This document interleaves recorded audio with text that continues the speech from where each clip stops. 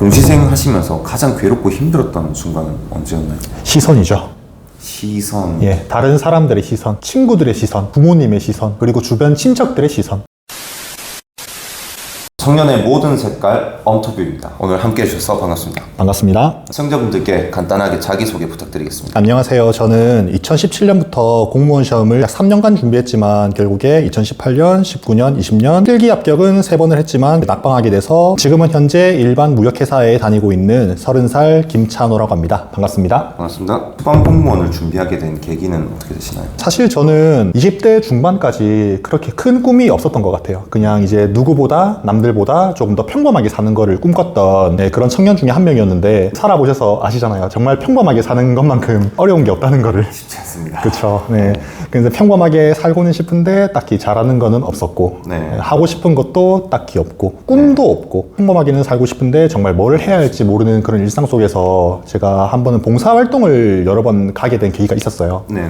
그때 정말 기분이 좋더라고요. 내가 이 일을 했을 때 정말 보람이 차고 이 일을 계속 하고 싶다라는 생각이 들 정도로 그게 어떻게 보면 되게 의미 있는 일 중에 하나잖아요. 예. 그래서 이제 평범하게 살면서 그런 의미 있는 일을 해보면 어떨까 여러 가지를 찾다가 소방공무원이라는 매력적인 직업을 알게 돼가지고 제가 이제 준비를 하게 된 것 같아요. 그럼 그 소방공무원을 어떻게 딱 알게 됐나요? 그 직업 자체를 그냥 검색하다가 알게 된 건가요? 그렇진 않고요. 사실 소방공무원이라는 말을 제가 거의 그때 처음 들은 것 같아요. 소방관이 공무원이라는 거는 알고 있었지만 제가 공무원을 하고 싶어서 사실 한 건 아니거든요.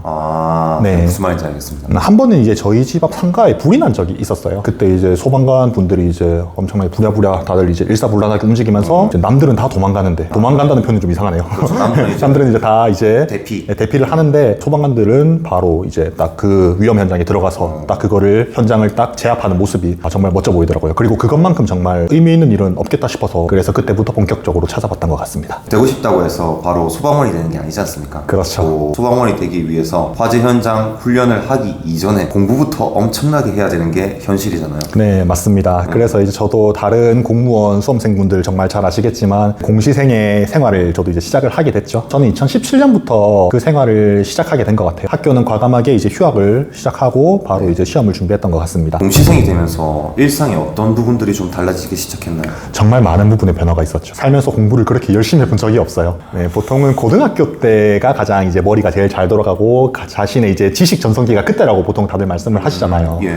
근데 저는 그게 아니고 최근입니다. 그만큼 공부를 저는 해본 적이 없었던 사람인데 처음 목표가 생겼잖아요. 난 꿈이 없었고 목표도 없었는데 처음 목표가 생기니까 그래도 정말 하기 싫은 공부지만 하게 되더라고요. 꿈이니까. 그렇죠.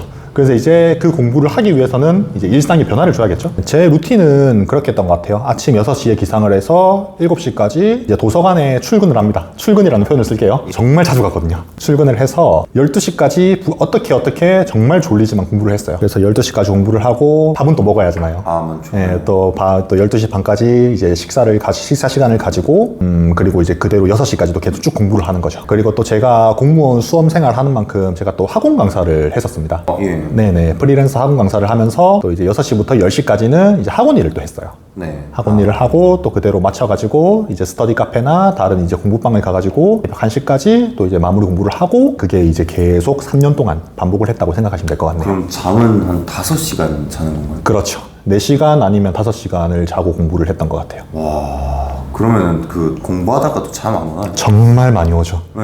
그 정말 졸릴 때는 그냥 엎드려 잘 때도 많았고요. 예. 한 2시간 정도 잔 적도 많고. 잠을 자더라도 네. 여기서 자는. 그렇죠. 네, 습관이 정말 중요하다고 생각을 해서 네, 일단은 도서관에 출근을 하고 잠을 자더라도 놀더라도 핸드폰을 하더라도 네, 도서관에서 모든 걸 다 했던 것 같습니다. 어떤 의미인지 알겠습니다. 예. 루틴이 그렇게 바뀌셨잖아요. 그럼 아침마다 도서관에 가셨을 텐데 그 도서관에도 이제 찬호님처럼 엄청나게 공부하는 사람들로 가득할 텐데 그런 모습들을 보면 어떤 기분이 드는 건가요? 저는 그 분위기를 느끼려고 오히려 도서관을 자주 갔던 것 같아요. 네. 그 공부하는 분위기 속에서 집에서 하면 저는 정말 안 되는 그런 사람이란 걸 제가 느꼈기 때문에 일단은 나가서 일단 최대한 공부를 하려고 했고 그리고 뭐 대부분의 사람들이 그렇겠지만 저도 또한 외로움이 정말 많거든요. 일단은 이 생활을 시작하면서 친구들과 연락을 많이 줄였죠. 저는 페이스북, 인스타그램은 다 지웠습니다. SNS를 아예 안 했죠. SNS는 아예 안 하고 카카오톡에 있는 친구 목록의 90%를 제가 지웠습니다.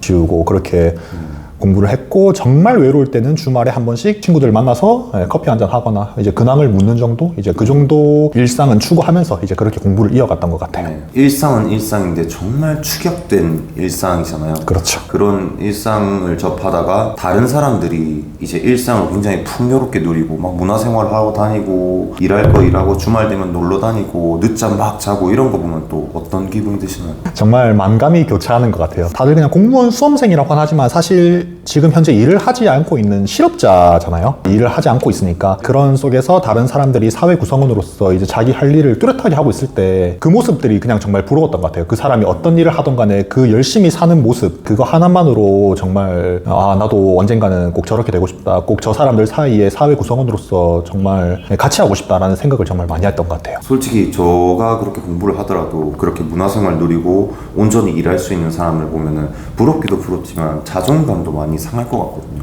좀 그런 순간은 없었나요? 저는 제가 자존감이 강하다고 생각을 했어요. 예.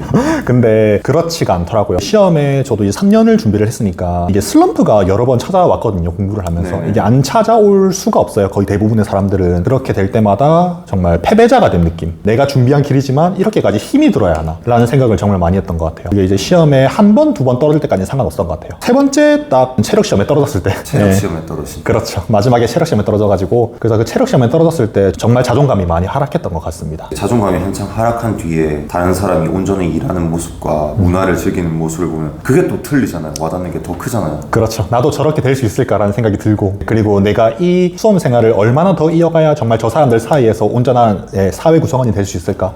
라는 생각을 정말 많이 했던 것 같아요. 얼마나 더 부지런해야 합니까? 그렇죠. 그렇다고 제가 뭐 많은 거를 바라는 건 아니잖아요. 제가 억만장자가 되고 싶은 것도 아니고 사업을 하고 싶은 것도 아니고 그냥 누구보다 평범하게 의미 있는 삶을 살고 싶어서 공부를 시작한 건데 정말 이렇게까지 힘이 들어야 하나라는 생각을 정말 많이 했던 것 정말 같아요. 저 약간 등 뒤가 좀 솔직히 서늘해진 게 이야기 들려주신 찬호님이 예를 들어서 공부를 대충 하고 그냥 뭐 8시 일어나고 9시 일어나고 늦잠 자다가 공부하고 이러다가 1차 합격도 안 하고 그냥 뭐 떨어져가지고 막 이렇게 저한테 말씀하시면 모르겠는데 그렇게 노력했던 시간들을 다 설명해 주셨는데도 결과가 안 좋게 나오는 걸 보니까 정말 이게 너무 억울하고 듣는 사람 입장에서 지금 화가 나요. 비슷한 맥락의 질문일 수도 있는데 공시생 하시면서 가장 괴롭고 힘들었던 순간은 언제였나요? 시선이죠.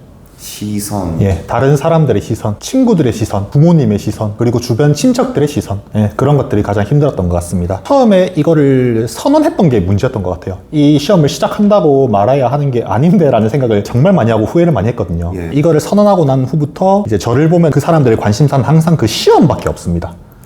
근데 너가 어떻게 지내는지 너는 뭘 좋아하는지 그런 거 다 상관없고 소방공무원 잘 돼가니. 그렇죠. 합격을 했니 안 했니 딱 그거 하나만으로 포커스가 딱 맞춰지니까 네. 그게 시험에 빨리 합격을 하면 상관이 없는데 이게 자꾸 길어지니까 그 부담감은 시간이 길어질수록 배가 되는 느낌이죠. 난 단지 그걸 준비한다고 말을 했을 뿐인데 그걸로 인해서 그러니까 내 존재 자체가 정의돼 버리는 거네요. 그렇죠. 너무 소름 돋네요. 제일 거슬렸던 그런 말은 어떤 거였나요? 아까도 말씀드렸지만 저는 공부를 진지하게 해본 적이 없습니다. 진지하게 해본 적 없는데 처음 목표가 생겨가지고 딱 진지하게 이 시험에 정말 임하려고 노력을 많이 했죠. 근데 이제 주변에서 니는 공부를 해본 적이 별로 없는데 니 그애 갖고 되겠나? 그런 말들, 비아냥대는 말투, 위로를 한답시고 하는 어떻게 보면 되게 꼰대 같은 그런 말들도 되게 많이 들었죠. 그런 건 좀 더 구체적으로 좀 들을 수 있을까요? 위로를 가미한 공격. 뭐 이 시험 뭐 안 되면 어때? 네가 이 시험에 떨어져도 뭐 크게 할 일이 없진 않을 거다. 그냥 뭐 공장 생산직, 택배 상하차 일도 있고 단순하게 서서 할 수 있는 그런 일들도 정말 많다. 그분들 정말 존경하고 비하하는 의도로 하는 말은 아닙니다. 이런 말을 이제 들었죠. 그걸 이제 위로랍시고 본인들은 한 건데 모르겠어요. 그게 정말 지금도 위로라고 생각은 저는 안 하거든요. 저가 들어도 그래요. 그런 말은 없었어요? 나 진짜 솔직히 열심히 지금 했는데 네가 열심히 안 해서 그런 거다. 그런 사람도 있었죠. 네가 조금 더 열심히 하면은 안 될 일이 뭐가 있냐. 네가 뭐 행정고시, 사법고시를 준비하는 것도 아닌데